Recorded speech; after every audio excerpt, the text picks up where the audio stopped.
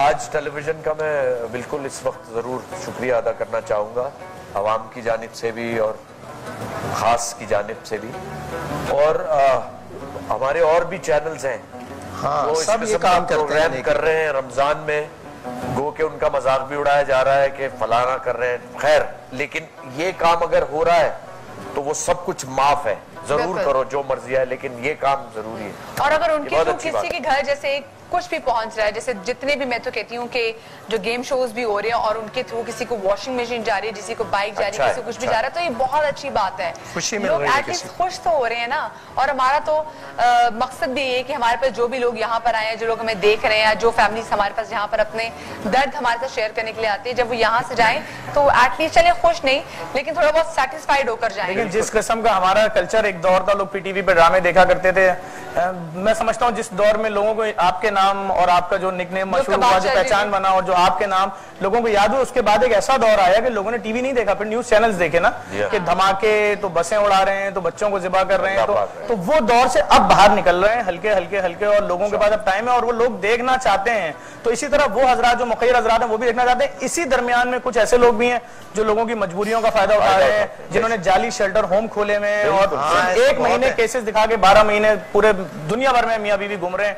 मतलब ब्लैकमेलिंग के भी बहुत काम चल रहा है इस हवाले से, ऐसी बात नहीं है। तो जेन्युइन केसेस आ रहे हैं, आप लोग सब देखभाल के जरूर करें।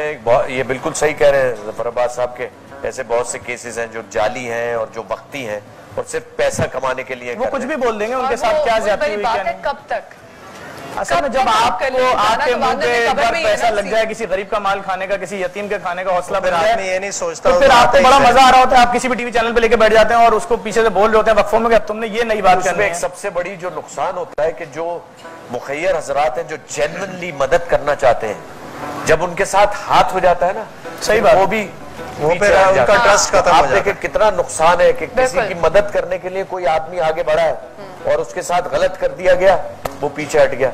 तो जो जरूरतमंद है वो तो बिल्कुल। मैं जिस तरह कराची में घूम रहा हूँ इस वक्त, तो अगर मैं एक दिन में अपना पूरी ट्रैवलिंग में अंदाजा लगाऊं तो जो मेरी आंखों से बिलबोर्ड गुजर रहे हैं वो कम से कम भी 5000 बिलबोर्ड होंगे, तो 5000 में 4800 बिलबोर्ड तो वो हैं जो दावा कर रहे हैं कि हमने सारी गुर्बत खत्म कर दी। हाय हाय हाय, मतलब बिलबोर्ड दावा कर रहे हैं कि हमने गुर्बत खत्म कर दी। हमने छोटा सा प्रोग्राम एक्सपो सेंटर में कराया तो 2.5 लाख लोग आ गए, और अगर हम फौरन दरवाजे नहीं खोलते तो कम से कम भी 1000 लोग तो भगदड़ में मर जाते हैं। कितने लोग आए थे? तो मतलब इससे जी, तो इससे क्या अंदाजा हो रहा है? इससे अंदाजा ये हो रहा है कि गुर्बत ही गुर्बत है और कुछ ऐसा है नहीं। तो सच्चाई पे काम होना चाहिए, खुदा खुद ब खुद रास्ते निकालता है। मैं आपके सामने बैठा हूँ, मोबाइल पे मैसेज आ जाता है, ये कभी किसी रेस्टोरेंट के मालिक का आ रहा है, कभी किसी 5 स्टार होटल से आ रहा है, तो बड़ी बड़ी कंपनीज फोन कर रही हैं, क्यों कर रही हैं? काम देख रही हैं।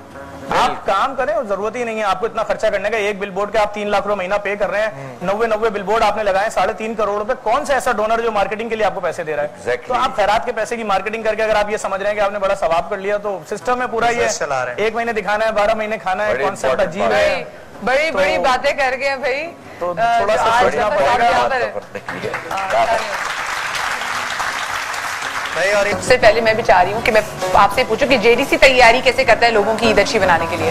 लेकिन जेडीसी की तो कोशिशें यही हैं। हमने रमजान से 2 दिन पहले लोगों को सामान, टीवी, फ्रिज, अलमारी इसीलिए दिया कि तुम अपना रमजान बेहतर करो, ईद बेहतर करो। उसके अलावा कराची में आप देख सकती हैं आज भी अखबारों में सारे बहुत बड़ी तस्वीरें आई हैं कि हम जितने भी मकामात पे इफ्तारी करा रहे हैं बहुत बेहतरीन तरीके से करा रहे हैं। और आपने रमजान से पहले जो वो किया था एक्सपो सेंटर में जबरदस्त काम, जिसमें मीडिया ने काफी अपना काम दिखाया था। नहीं कोई मसला ये हो गया और वो हो गया और कुछ नहीं। देखिए 400 लोगों में भगदड़ मचती तो 18 लोग मरते हैं। हमारे यहाँ तो 2 लाख का मजमा था, एक आदमी भी ना हमारा नहीं हुआ। अल्लाह का बड़ा, तो हमने बड़ा सिस्टम बनाया हुआ। तो कोशिश यही है ईद से पहले लोगों के घरों पे लिफाफे हम पहुंचाते हैं 22 रमजान के बाद, ताकि वो परचेजिंग करें अपने बच्चों के कपड़ों की। और हम उसमें कपड़े नहीं देते ना जूते देते हैं, हम पैसे देते हैं कि आपके बच्चे के जो साइज है जो आप कर सकते हैं खरीद लें। उसमें मुखैर हजरात हमें सपोर्ट करते हैं। बाज लोग कोई 50 लिफाफे दे देते हैं, कोई 100, तो ये एक बहुत बड़ा फिगर बन जाता है। तो हमारी कोशिश है लोगों को। और जफर, अल्लाह आपको लंबी जिंदगी दे, आपकी ऑर्गेनाइजेशन ऐसी चलती रहे और रोज आप हमारे साथ ऐसे रहें और रोज किसी ना किसी फैमिली को आगे बढ़ के उनका हाथ थाम ले, उनकी मदद करें। आप तीनों का बहुत शुक्रिया।